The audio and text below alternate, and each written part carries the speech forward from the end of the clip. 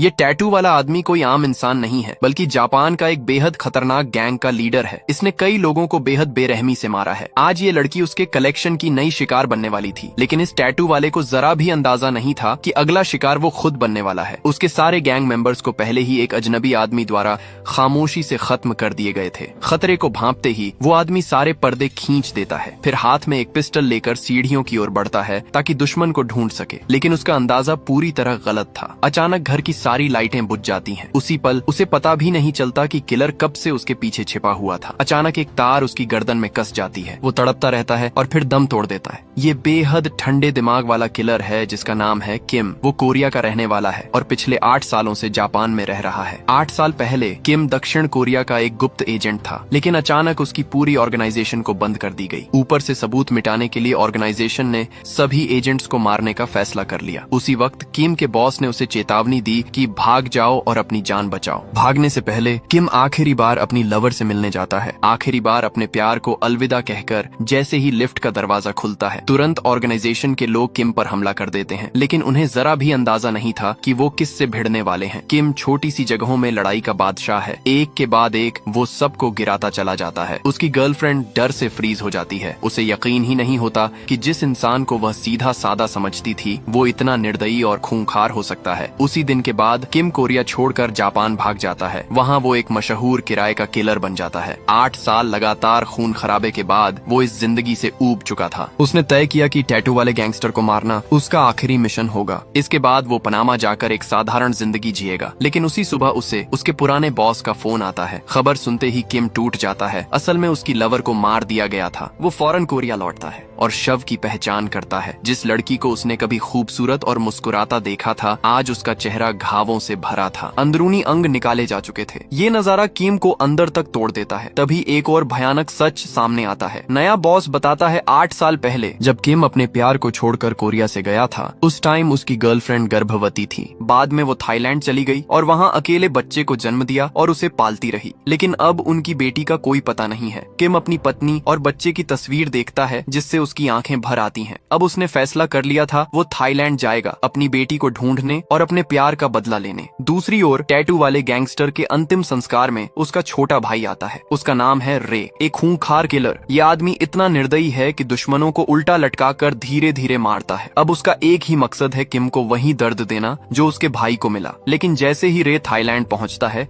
एक local gang उसे धोखे से एक घर तक ले जाता है। वो लोग उसे एक आम पर्यटक समझ बैठे थे, लेकिन उन्हें जरा भी अंदाजा नहीं था कि जिस आदमी के सामने वो खड़े हैं वो मौत का देवता है। रे कूल तरीके से बेहद निर्दयी अंदाज में तलवार और चाकू चलाता है। वो एक के बाद एक को गिराता चला जाता है। गोडाउन में मौजूद सारे गुंडे खुद ही मौत की तरफ दौड़ते चले जाते हैं। उस पल रे किसी इंसान जैसा नहीं बल्कि एक असली ईवल जैसा फाइट कर रहा था, जो लोगों को मारने के एहसास का आनंद ले रहा हो। कुछ ही देर में रे खून से लथपथ उस गोदाम से बाहर निकलता है और अब उसका अगला लक्ष्य है किम। उधर दूसरी तरफ किम आखिरकार उन लोगों तक पहुंच जाता है जिन्होंने उसकी पत्नी के साथ हैवानियत की थी। ये लोग अपने आप को रियल एस्टेट एजेंट कहते थे, लेकिन असल में बेहद गंदे अपराधी थे। वो अमीर लोगों को निशाना बनाते थे। किम की पत्नी भी इन्हीं की शिकार बनी थी। जब उन्हें पता चला कि वो एक अमीर महिला है, तो उन्होंने नैनी से मिलकर उसकी बेटी का अपहरण कर लिया। मकसद था फिरौती, लेकिन पैसे मिलते ही इन दरिंदों ने अपनी असली औकात दिखा दी। उन्होंने बच्ची को अंग तस्करों को बेच दिया। किम समझ जाता है कि ऐसे लोग इस दुनिया में जिंदा रहने लायक नहीं है। वो बिना भावुक हुए उस आदमी की उंगलियां काट देता है और बेटी के बारे में पूछता है, लेकिन जो जवाब मिलता है वो सीधे उसका दिल तोड़ देता है। वो आदमी कहता है, तुम्हारी बेटी को नैनी ने ही मार डाला। ये सुनते ही किम अंदर से पूरी तरह टूट जाता है। दर्द ऐसा मानो दिल को चाकू से काट दिया गया हो। इसके बाद वो उस घटिया इंसान को जिंदा नहीं छोड़ता। लेकिन कहानी अभी खत्म नहीं हुई थी। अगला नंबर था वो नीच नैनी। किम ज्यादा देर नहीं लगाता, वो जल्दी ही उन दोनों तक पहुंच जाता है। वो पति पत्नी दोनों को कुर्सी से बांध देता है। किम सीधे उस आदमी का हाथ पकड़ता है और उसकी उंगली काट देता है, ठीक उसकी पत्नी की आंखों के सामने। ये देखते ही वो औरत डर के मारे टूट जाती है। वह सब कुछ उगल देती है और तभी एक सच्चाई सामने आती है कि किम की बेटी अभी जिंदा है। नैनी ने उसे थाईलैंड में अंग तस्करों को बेच दिया था, लेकिन एक समस्या थी, किम थाई भाषा नहीं जानता था, इसलिए उसने एक अजीब लेकिन चालाक आदमी को किराए पर रखा। उसका नाम था जोजी। जोजी पैसे के लिए कुछ भी कर सकता था। वह लिंग परिवर्तन कराने का नाटक करते हुए अंगों का खरीदार बन गया। दोनों मिलकर थाईलैंड पहुंचते हैं। तस्कर उन्हें एक इमारत में ले जाते हैं। अंदर बहुत सारे मासूम बच्चे कैद थे। तस्कर कहते हैं जो अंग चाहिए, जिस बच्चे का चाहिए चुन लो। किम हर बच्चे को ध्यान से देखता है, लेकिन उसकी बेटी कहीं नहीं दिखती। वह बेचने वालों से कहता है मुझे एक कोरियन लड़की का अंग चाहिए। सामने से जवाब आता है कल एक कोरियन लड़की थी, लेकिन किसी ने उसके अंग पहले ही खरीद ली। अब वो ऑपरेशन के लिए भेजी जा चुकी है। ये सुनते ही किम का दिल टूट जाता है। वो दरवाजा तोड़ देता है और बच्चों से पूछता है क्या तुमने इस तस्वीर वाली लड़की को देखा है? तभी एक लड़का धीरे से बोलता है हाँ, वो मेरे साथ एक ही गाड़ी में आई थी, लेकिन उसे पहले ले जाया गया। किम लड़के की शर्ट उठाता है।